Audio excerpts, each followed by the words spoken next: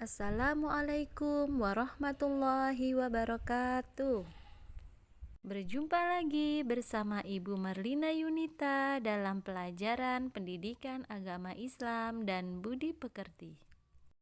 Bagaimana kabarnya Solih-Solihah hari ini? Semoga selalu dalam keadaan sehat dan tetap semangat ya. Anak-anak, hari ini kita akan belajar tentang materi mengaji dan mengkaji Quran Surah At-Tin. Adapun tujuan pembelajaran kita kali ini diharapkan anak-anak dapat membaca Quran Surah At-Tin dengan baik dan benar. Kemudian anak-anak dapat membedakan hukum bacaan nun sukun dan tanwin dengan baik dan benar. Kemudian mampu memahami dan menjelaskan tentang pesan-pesan pokok yang terdapat pada Quran Surah At-Tin dengan benar.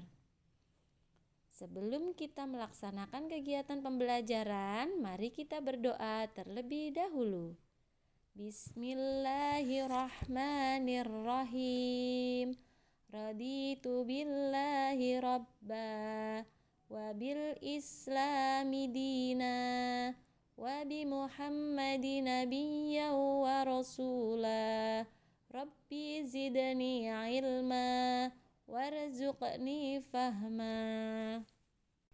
Anak-anak solih dan solihah, sudahkah kalian mengaji Al-Quran hari ini?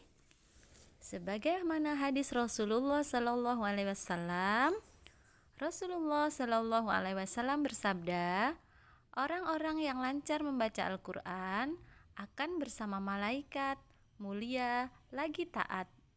Sedangkan orang yang terbata-bata dalam membaca Al-Quran dan bersusah payah dalam mempelajarinya, maka baginya 2 pahala. Hadis riwayat Muslim. Baik anak-anak solih dan solihah yang hebat, mari kita bersama-sama membaca surah At-Tin dimulai dari ta'awuz dan basmalah. A'udzu billahi minasyaitonir rajim. Bismillahirrahmanirrahim. Wattini wazzaitun wa turi sinin wa hadzal baladil amin. Laqad khalaqnal insana fi ahsani taqwim. Tsumma radadnahu asfala safilin. Illal ladzina amanu wa 'amilus solihati falahum ajrun ghairu mamnun. Fama yukadzibuka ba'du biddin. Alaisallahu biahkamil hakimin. Shadaqallahul azim. Nah, itulah tadi bacaan Quran Surah At-Tin. Silakan anak-anak bisa mempraktikannya di rumah ya. Anak-anak solih dan solihah yang hebat, selanjutnya kita akan belajar tentang hukum bacaan tajwid. Di sini kita akan belajar tentang hukum bacaan nun mati dan tanwin. Hukum nun mati dan tanwin itu ada 4, yaitu izhar, iqlab, idgham, dan ikhfa. Yang pertama, izhar artinya jelas. Kapan kita harus membaca izhar? Yaitu ketika ada huruf nun mati atau tanwin bertemu dengan 6 huruf, yaitu huruf alif, ha, ho, ain, ghain, dan ha. Maka harus dibaca jelas. Contohnya, ajrun ghairu mamnun. Nah, itu tadi salah satu contoh bacaan izhar. Berikutnya, hukum bacaan iqlab. Hukum bacaan iklab yaitu apabila nun mati atau tanwin bertemu dengan huruf ba, maka suara nun mati atau tanwin berubah menjadi mim. Contohnya, wallahu basirum bima ta'malun. Kemudian, hukum bacaan idgham. Idgham dibagi menjadi dua, yaitu idgham bigunah dan idgham bila gunah. Yang pertama, idgham bigunah.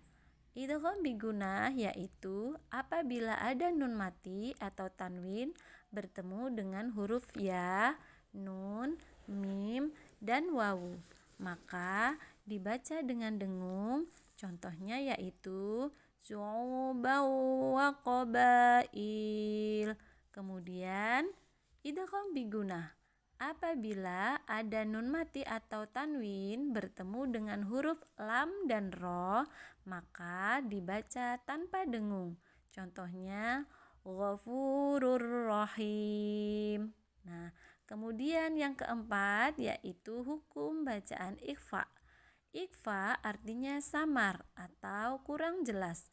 Terjadi apabila ada nun sukun atau tanwin bertemu dengan huruf yang jumlahnya ada 15, yaitu hurufnya ta, sa, jim, dal, zal, za, sin, shin, shod, dod, to, zo, fa, qaf, dan kaf.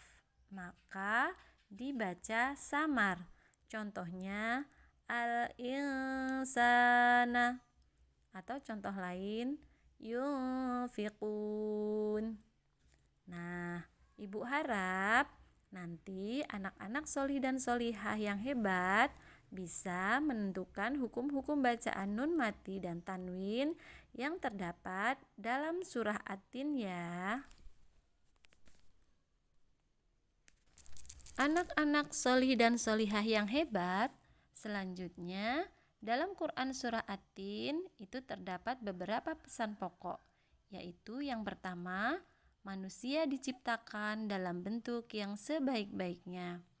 Kemudian yang kedua, seburuk-buruk manusia di hadapan Allah adalah orang yang tidak beriman kepada Allah dan yang mendustakan hari kiamat.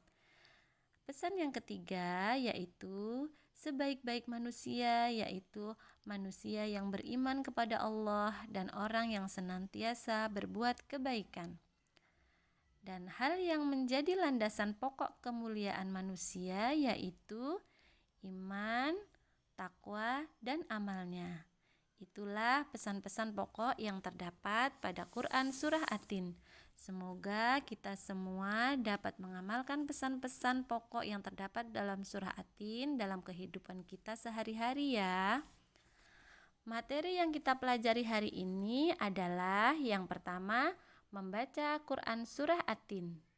Kemudian yang kedua, belajar tentang ilmu tajwid, hukum bacaan nun mati dan tanwin. Yang ketiga, pesan-pesan pokok yang terdapat dalam Quran Surah At-Tin. Demikianlah tadi materi yang Ibu sampaikan, semoga bermanfaat untuk kita semua. Ibu akhiri, wassalamualaikum warahmatullahi wabarakatuh.